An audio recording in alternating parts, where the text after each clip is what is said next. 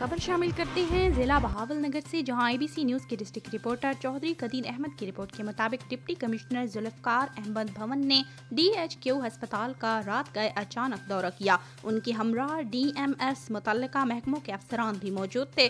उन्होंने अस्पताल के तमाम शोबों, वार्ड्स और इमरजेंसी का मुआयना किया। डिप्टी कमिश्नर ने इमरजेंसी में हर मरीज के पास जाकर फर्दन फर्दन उनकी खैरियत दरियाफ्त की। इस मौके पर डिप्टी कमिश्नर जुल्फकार अहमद भवन ने कहा कि मियारी और फौरी तिबी सहूलतों की फराहमी हर मरीज का हक है और इलाज, मुआलजे और मरीजों की निगहदाश्त में कोई कोताही और गफलत बर्दाश्त नहीं की जाएगी। उन्होंने MS को हिदायत की कि अस्पताल में इलाज, मुआलजे की मियारी सहूलतों की फराहमी यकीनी बनाई जाए। डिप्टी कमिश्नर जुल्फकार अहमद भवन ने अस्पताल में डॉक्टर्स और स्टाफ की हाजिरी भी चेक की और जिले अस्पताल में सफाई और सिक्योरिटी का भी जायजा लिया। बाद अज़ां डिप्टी कमिश्नर अहमद भवन ने पोलियो काउंटर और पोलियो टीमों का जायजा भी लिया।